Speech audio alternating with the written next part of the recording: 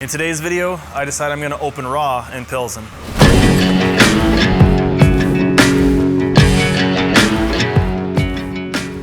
Hey guys, what's going on? Welcome back to another episode of Project Pilsen. We wrapped up equipped bench today and it didn't go well for the 6th week in a row. Yeah.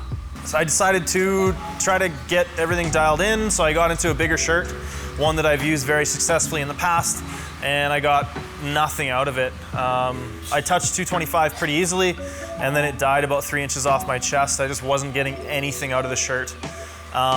So long story short, I think that shirt works really well when I'm like 108, but now that I'm down to, I was probably 105 and a half when I lifted today, and I think that's probably fairly comparable to where I'll be competition day. I get nothing out of that shirt. I had the sleeves taken in and they kind of slid right on, and the chest plate's so big that it's too big. So it's also probably played out by this point. I used it pretty hard for a while there, so it might be time to get a new shirt. Anyways, so I took 225, missed it in that shirt, put on my 46, was able to get a touch and a press out of 225. It was really ugly. It was definitely a 10 RP. There's no denying that. But I did touch it and I did press it in the same rep. So that's a little bit comforting. Went up and I think I took 227 and I missed that. Then came back down, took 225 again, got it again, super big grind, super crappy looking rep. And then decided to try to take 230 to a 2 board, and that felt really, really good. And instead of pressing it back into the shirt, I just pressed it straight out towards my feet, and it really didn't go anywhere. I took 210 for a triple in my shirt, and even that was just, every rep was different. It was kind of all over the place. The groove didn't feel good. I didn't have a lot of pop.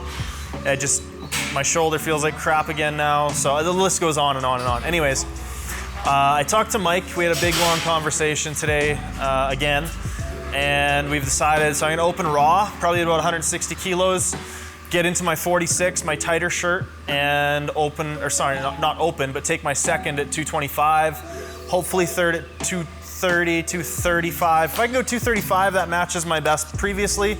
So at least I didn't actually go backwards this training cycle.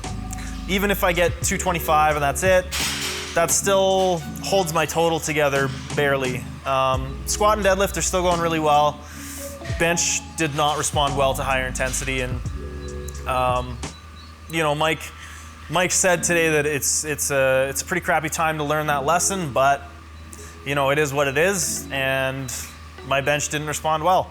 And it was kind of really good to hear Mike say that, like it was not all my fault, whereas I think I had kind of really been blaming myself for the lack of progress and all the crappy reps, and just getting really in my head about it, and really down, really bummed out, and spiraling in my head about having a poor performance and it not coming together, and just so it was good to hear Mike say, like, it was a training cycle. Like, for whatever reason, your bench didn't like it. I put in the work and I did everything I could, and we've made a lot of progress in a lot of ways in the past. Last training cycle, I think I put 22 and a half kilos on my bench, so I'm not complaining. The other thing is I need to try to remind myself that I've only been doing this for a year and a half in the equipment, so I'm still very, very new to it, and I'm on my way to Worlds, so that's a pretty big deal.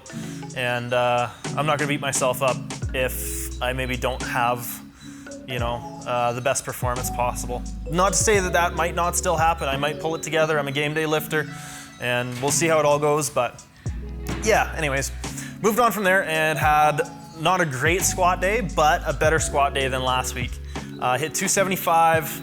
It was about a 9.5. Wasn't pretty. I got pretty far on my toes and came down and did my volume at 230, and that felt really good. It felt smooth, felt consistent. It felt like my squat. And wrapped the day up with some baseline volume on my deadlifts. I pulled 280 kilos for 3 sets of 5. And by the time that rolled around, I'm just drained. I'm ready for this training cycle to be done. It's been 2 really, really intense, really heavy, really work-intensive, voluminous training cycles, and I'm ready to be done. I'm ready to be done tracking food and dragging my ass into the gym every day, even when I don't want to go, and all that kind of crap. So anybody out there who's struggling with training right now, it happens to everybody. Nobody wants to train all the time. Nobody is immune to like having shitty training days or entire training cycles where things just feel like crap. It happens. Anyways, question of the day today comes from, drum roll please, Basti Lift. Now, he asked a really cool question. He said he watched one of the recent RTS seminars that Mike T put on. I believe him and Paulie and Mark Robb and a bunch of the other coaches, Jim Ellie, they all got together in Brooklyn and online streamed a seminar. I think it might still be available if you look up RTS Brooklyn seminar. I know they touched on a bunch of really, really cool stuff. So if you're into programming, if you're a coach yourself and you want to learn how to do stuff better, check out RTS. It's a great, fantastic resource, and that seminar is totally free to stream. So anyways, getting back to the question here, he asked, he said, Mike talked about peaking protocols, different strategies, and the average time it takes to peak. And he said here 4 to 6 weeks, which is pretty consistent with what I've seen in my athletes. He was wondering if my time to peak has been consistent over the years, and if there's been a difference in peak timing comparing raw to equipped lifting. Raw, of course, is in all capitals. Excellent, excellent question. And it kind of ties into this training cycle and a little bit of a different outcome in this training cycle. So traditionally speaking, my time to peak has been about 7 weeks. Now that's been consistent through raw training cycles.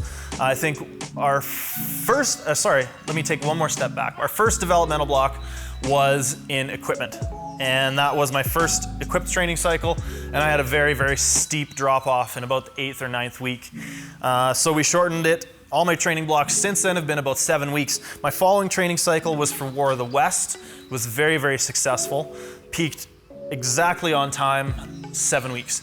My next training cycle was the last one for the meet at Accelerate here in Calgary, my sort of prep meet for Worlds. And again, 7 weeks in equipment, peaked right on time. Everything went really well. This training cycle, my equipped lifts, squat and deadlift specifically, feel like they're right on track. I'm in territory where I'm hitting weights that I haven't before. Like I said on Monday's video, I picked up 270 and thought that it was misloaded because it felt so light on my back. Those lifts are feeling really, really well. But like I said, my raw bench and raw squat seem to have peaked about week 5, dropped off week 6.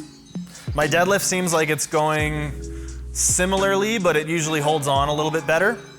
So I would say more so than the difference between raw and equipped, what made a difference for me was an increase in average intensity. Like I said earlier, 75% to 85%, that average intensity increase in my baseline volume, I think has shortened my time to peak by about a week to 2 weeks. So it's been consistent raw to equipped, but with intensity fluctuations, that seems to affect it, higher intensity, leading to a shorter peak time. Now that's N equals 1 in terms of your sample there, but that's how it's worked for me, and I hope that answers your question. Anyways, guys, thank you so much for tuning in. We got one more of these videos before I head off to the Czech Republic. Stay tuned. Hopefully deadlifts go better than bench press today. And we'll put together something for you. I'll probably try and film a little wrap up right after I compete in the Czech. And we'll get something posted ASAP as soon as we have some results. So make sure you hit subscribe, stay tuned for that, and we'll see you guys next video.